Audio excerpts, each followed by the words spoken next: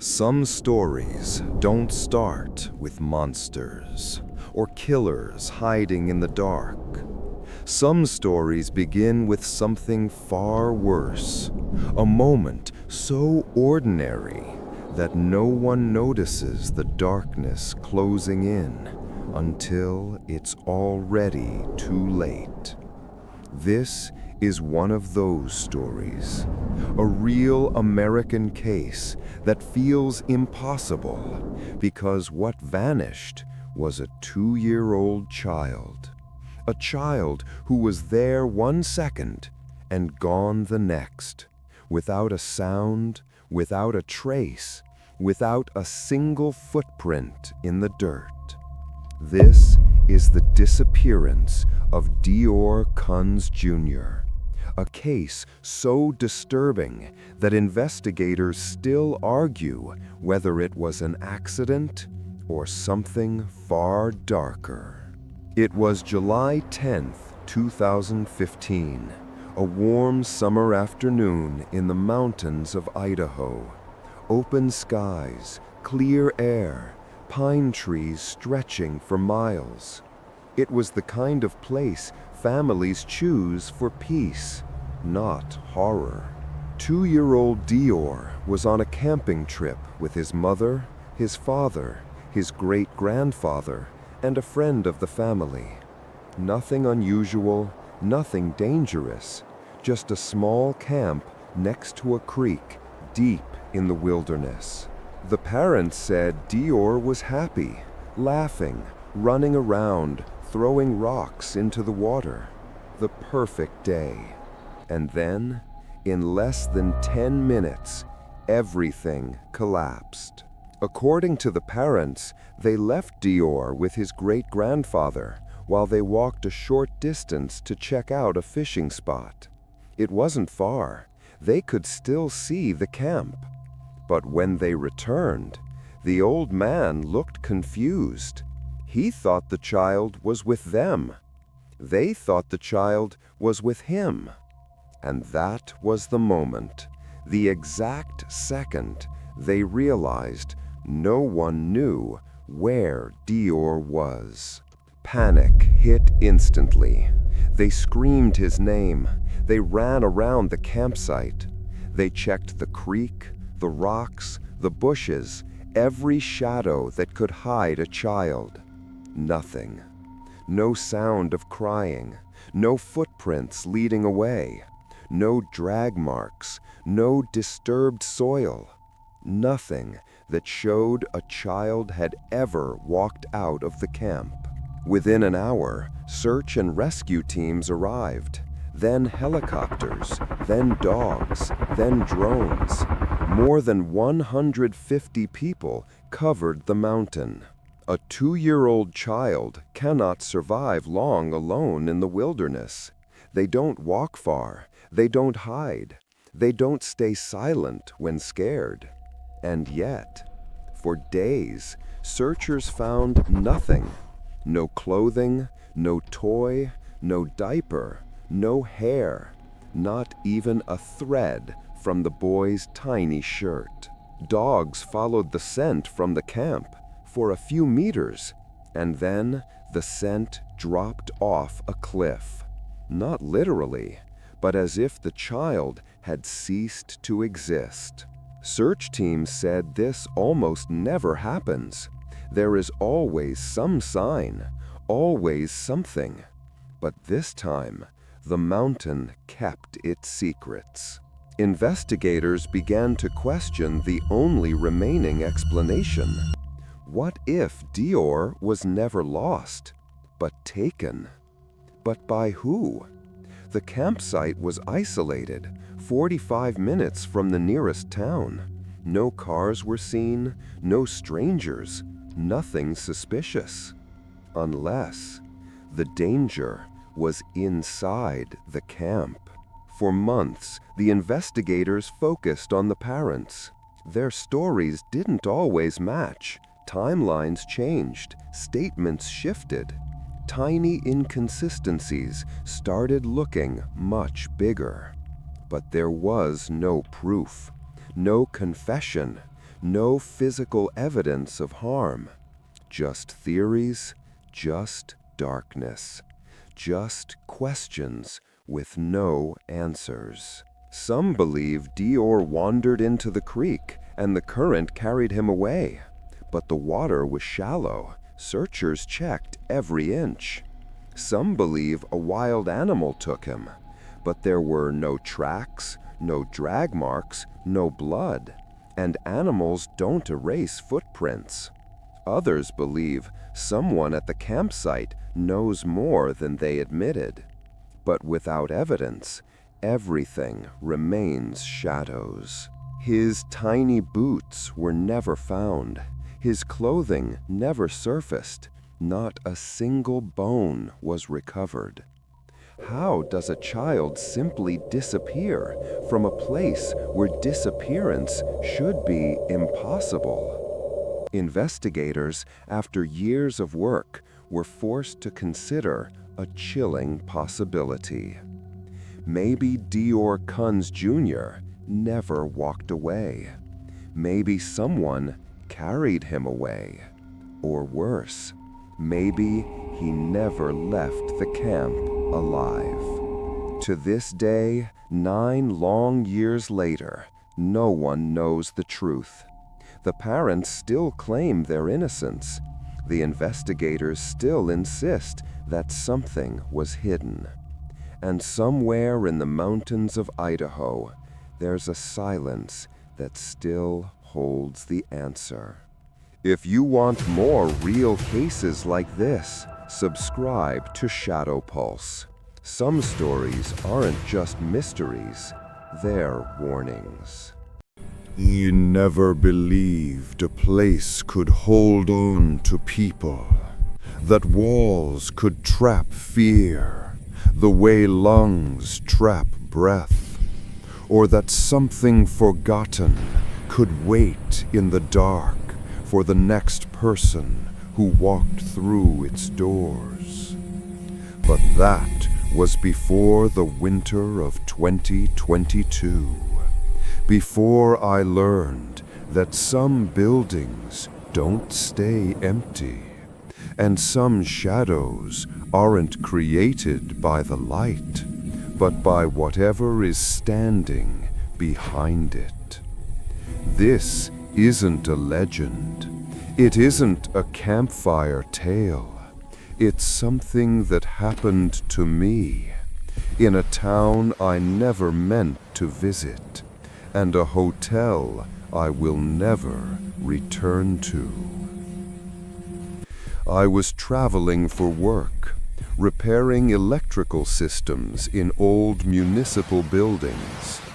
They sent me to a tiny, forgotten town outside Flagstaff, Arizona, a place time had abandoned. Old signs, boarded shops, streetlights that flickered even when the power was fine. Nights so silent you could hear your heartbeat echo. My hotel was a brick building from the 1940s.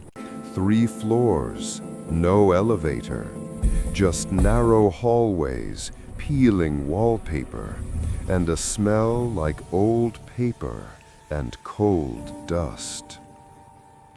The woman at the front desk looked like she hadn't slept in days. She pushed the key toward me and said, "Second floor. If you hear anything strange, just ignore it." She didn't say it like advice. She said it like a warning. The first night was quiet, cold, still, nothing unusual. But the second night changed everything. It was 2:41 a.m. when I woke to footsteps moving slowly outside my door. Soft, bare, steady. Someone pacing, deciding whether to knock. The footsteps stopped right in front of my door. Then, a long, exhausted breath right on the other side. I waited for the knock, but instead, a whisper. A man's voice, too muffled to understand, like he was talking through clenched teeth. I looked through the peephole. Empty hallway, but the whispering got louder and lower, coming from the bottom of the door.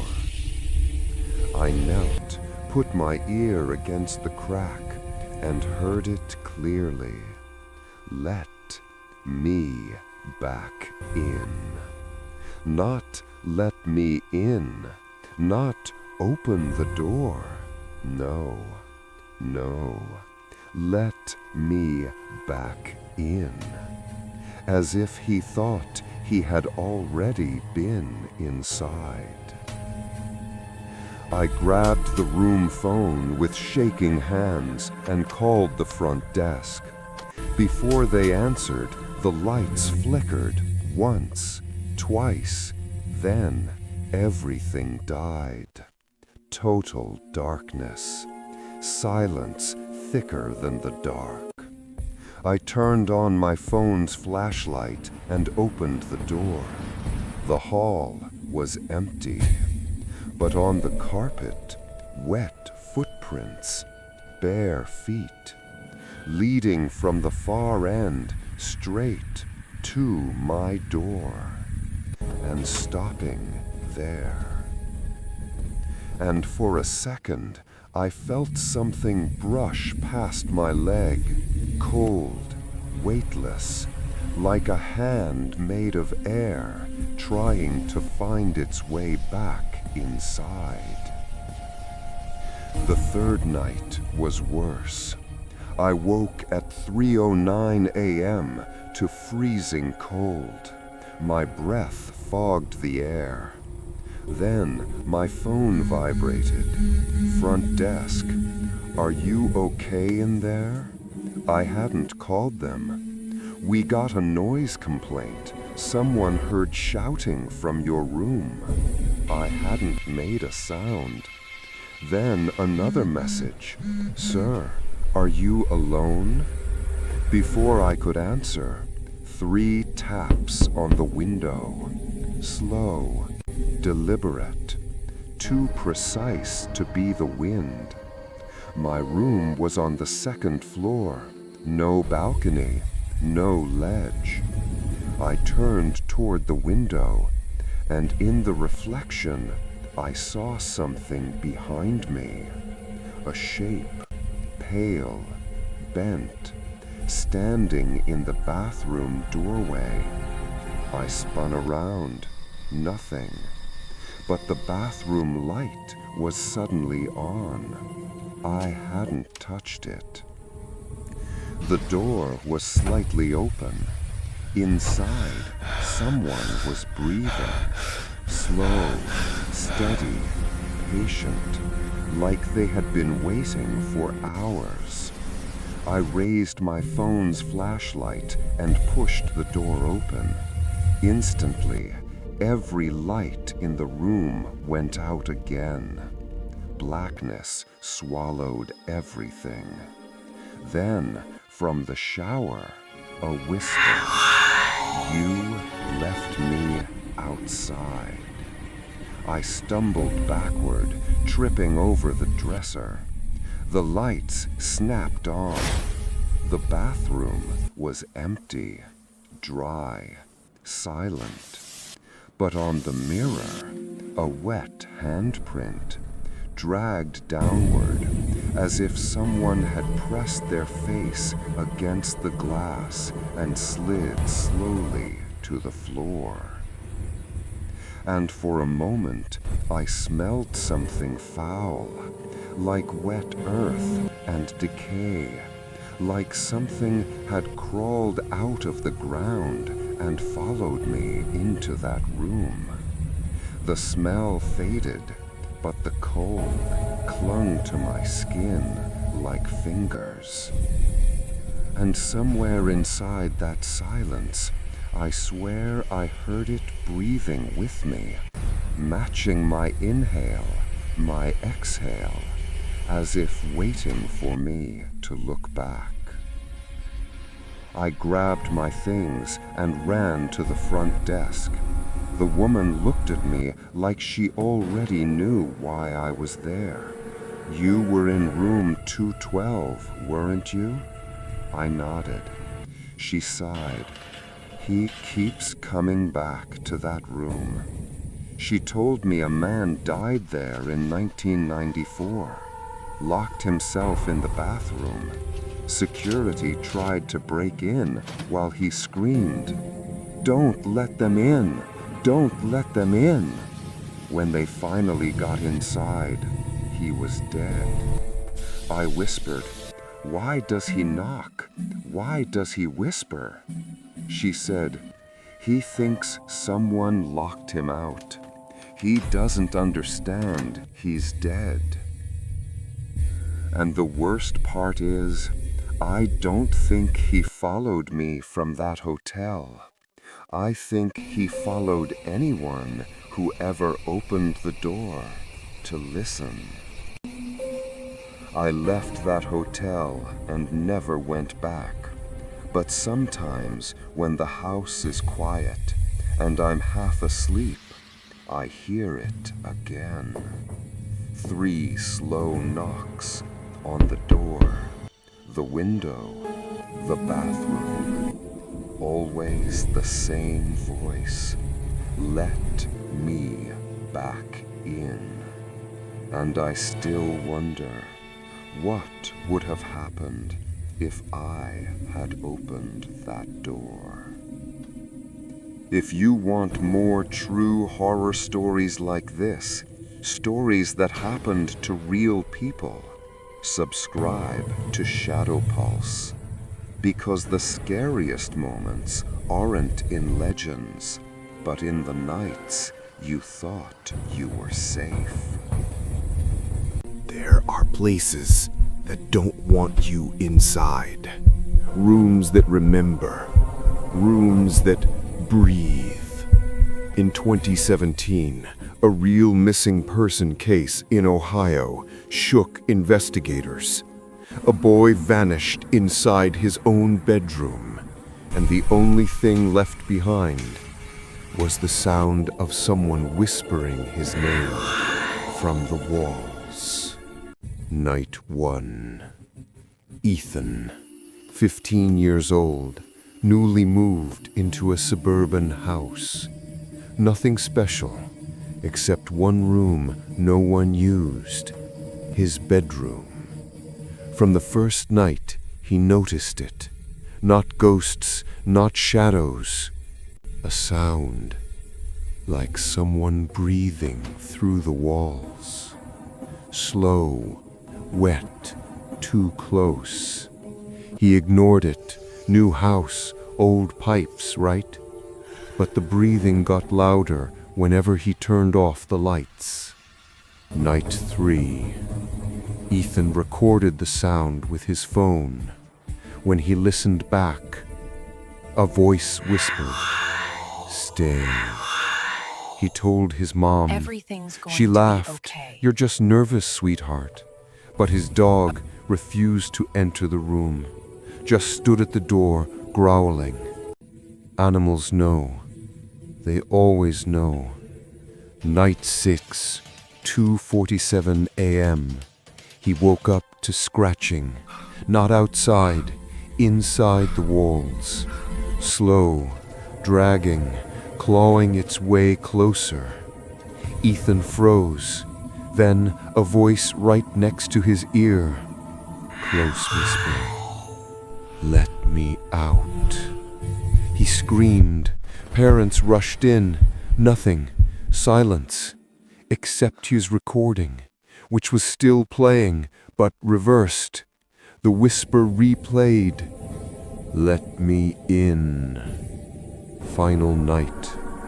He set up his camera, determined to prove he wasn't crazy. 3:12 a.m. His door creaked open on its own. 3:13 a.m.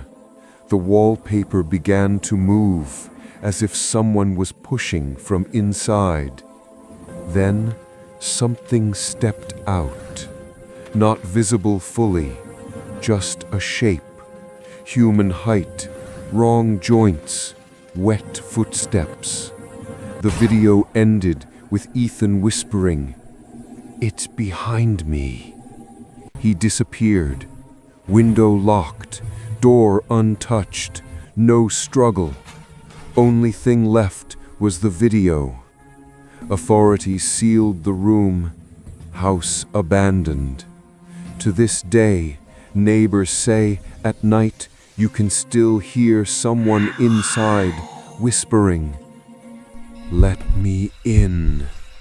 If you want me to reveal the police report details and play the real whisper audio they recorded, subscribe and comment "room" so I know you're ready.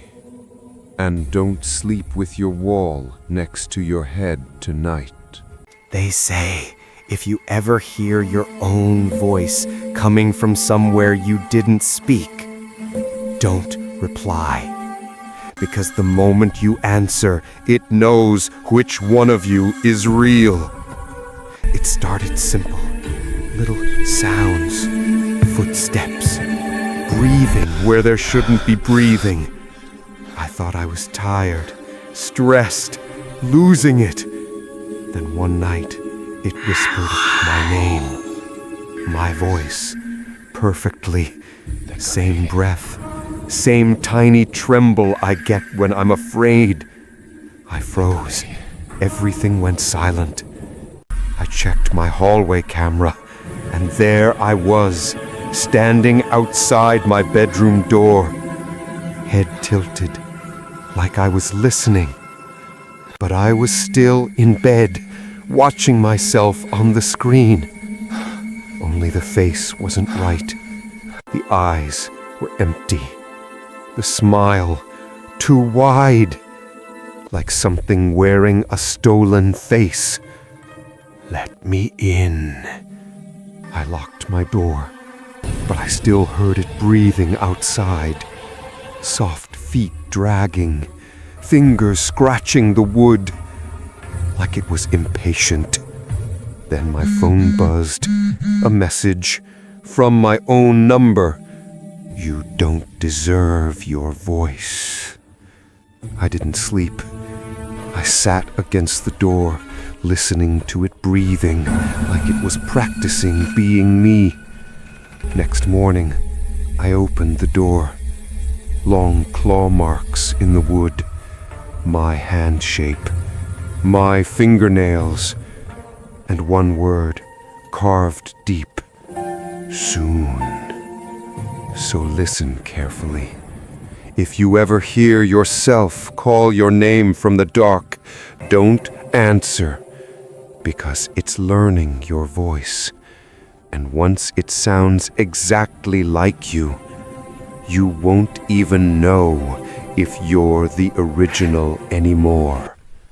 Tell me in the comments, would you open the door if your own voice asked? Like, subscribe, and sleep with the lights on tonight.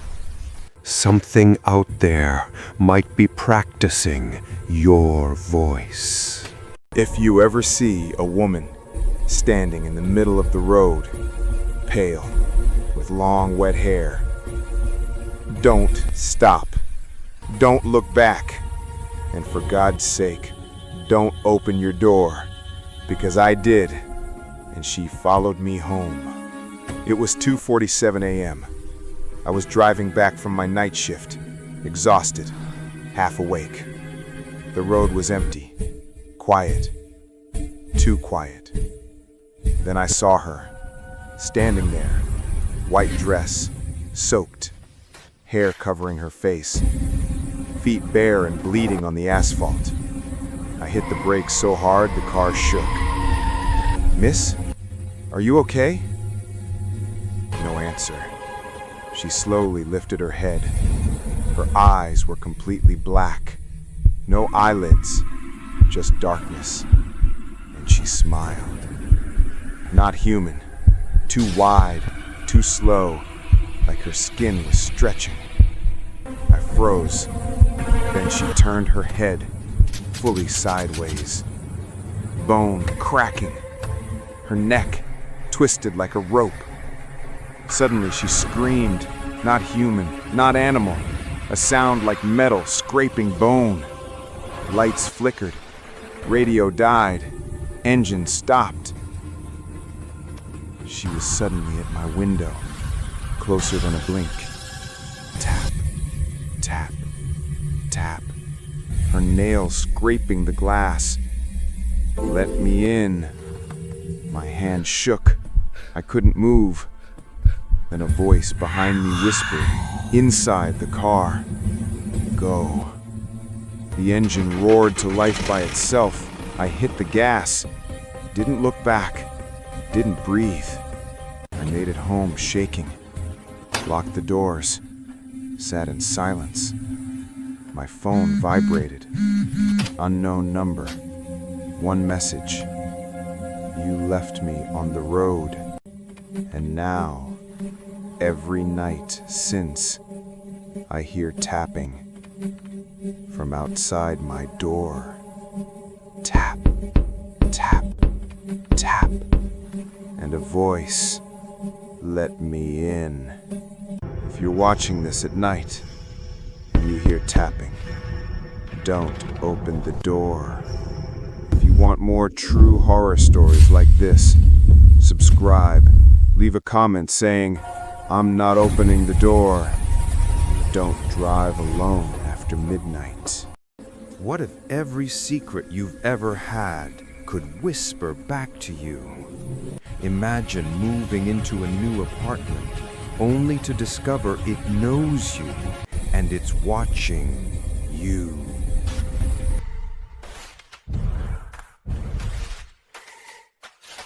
Lila moved into a small, old apartment, thrilled for a fresh start. The hallway smelled of dust and old wood. Faint creaks echoed as she stepped inside. She thought the shadows were normal until she noticed one that didn't match any light source. Boxes unpacked, furniture arranged, yet a sense of unease settled around her. From the corner of her eye, shapes seemed to flicker, just for a second, and vanish. The first night, she couldn't sleep. Every sound amplified. Every floorboard creaked with intent. A soft whisper came from the hallway. "Lila." She froze. No one was there. Her heart raced, but she told herself it was the wind or her imagination. Yet deep down, she knew something else had arrived with her. Her phone buzzed in the dead of night. A message appeared she never sent. "We know what you did." She blinked, checked again. The message was still there. Another buzz. "You can't hide from us." The next morning, Lila tried to convince herself it was a prank, a glitch. But each night the messages became more personal, revealing secrets no one else could possibly know. Her mind raced, paranoia creeping in like a cold fog. The apartment itself seemed alive. Lights flickered without reason. Objects shifted slightly. Doors would creak. Yet she was alone. A sense of being watched never left her. Every glance at a mirror felt like a reflection was studying her, not copying her. Shadows moved independently, slipping along walls, converging in corners. The mirror sometimes reflected her room correctly, and sometimes it didn't. Figures appeared just for a heartbeat, then vanished. Doors slammed shut as if pushed by invisible hands. She tried to open them, but some refused. Others led her back to the same spot. Every hallway felt endless, looping, impossible to escape. The whispers grew louder, forming words she couldn't ignore. "You can't leave. We know you. Every secret, every thought." Her reflection smiled at her, but she didn't. Panic rising, Lila ran from room to room, only to find herself back at the entrance. Desperate, she explored the apartment's history. Old news articles revealed previous tenants vanished mysteriously. Some spoke of shadows, whispers, and an apartment that knew them. Lila discovered a hidden journal, entries detailing how the apartment could reach into minds, twisting fears into reality. Each previous tenant trapped by their secrets, consumed by the building. A realization hit her.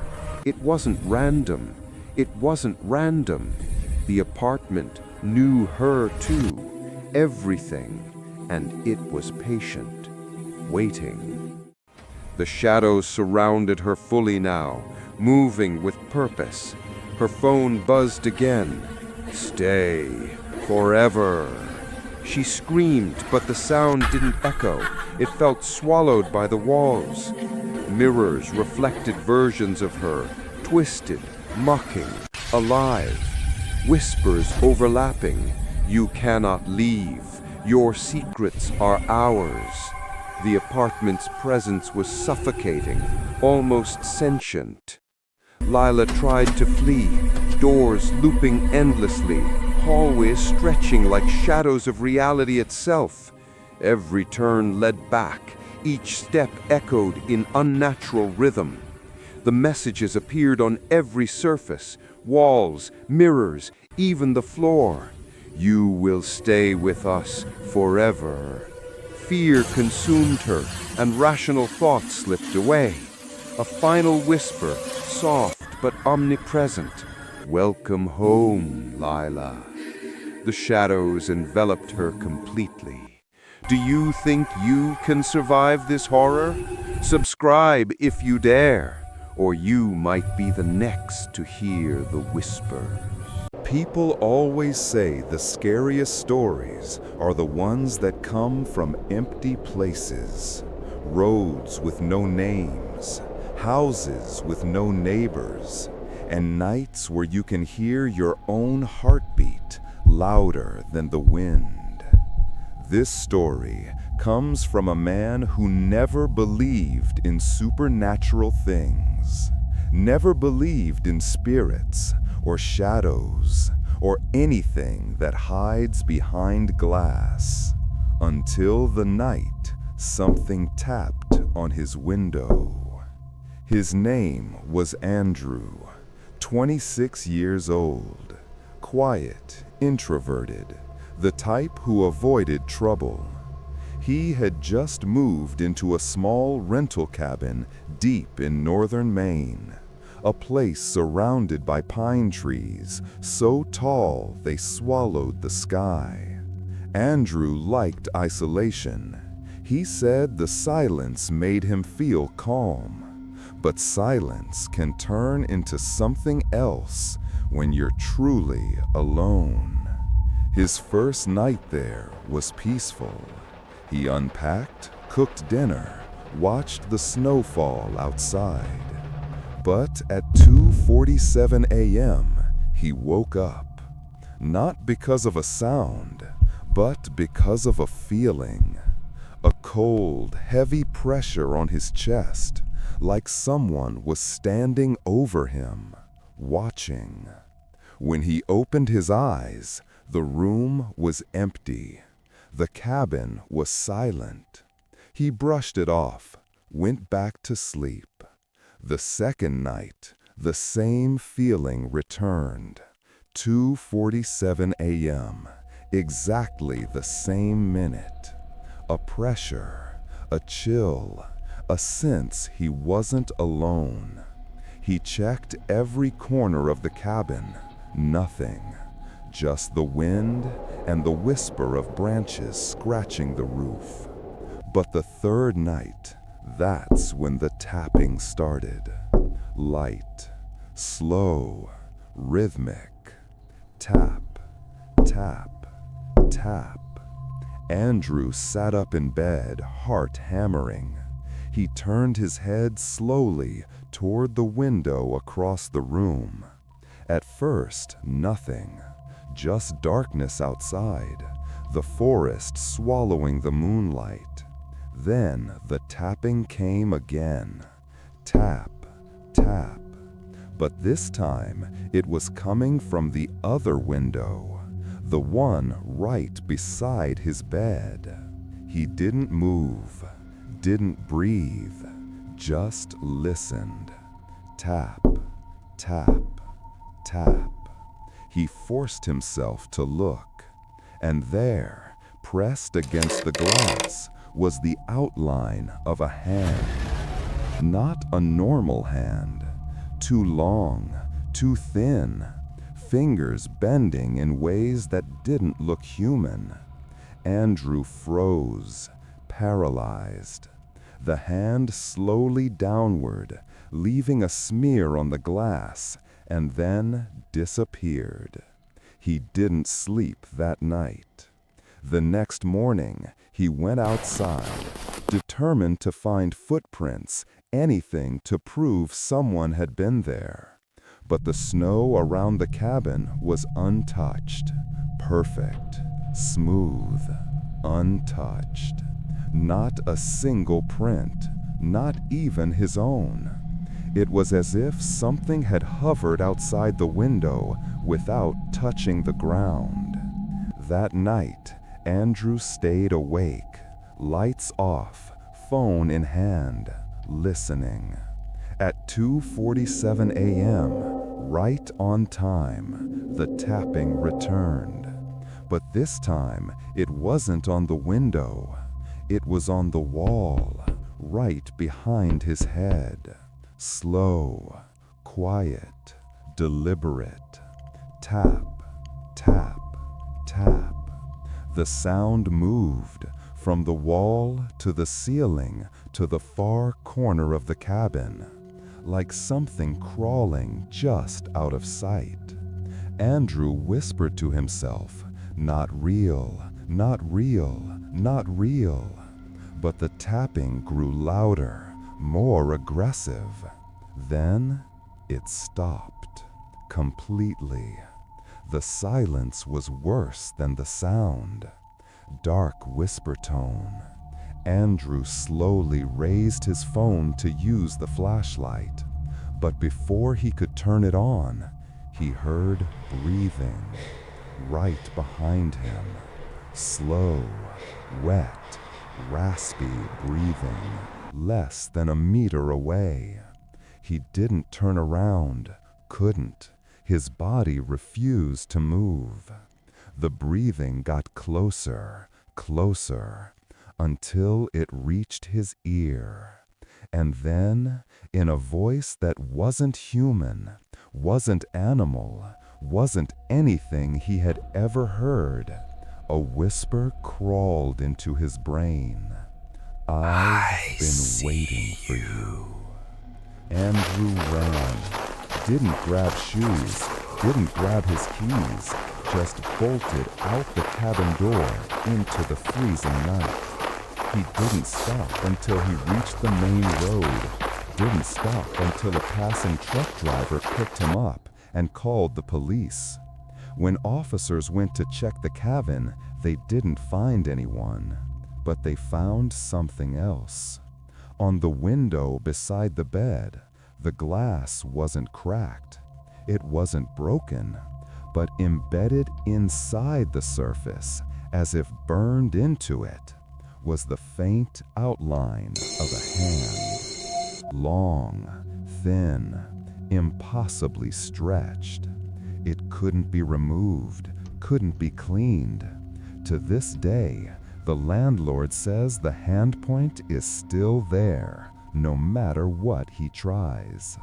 So, if you ever wake up at 2:47 a.m. with that cold pressure on your chest, don't look at the window. Don't listen for the tapping. And whatever you do, Don't turn around when you hear the breathing, because some things in the darkness don't wait outside. Sometimes they're already in the room. If you want more true horror stories like this, subscribe to ShadowPulse.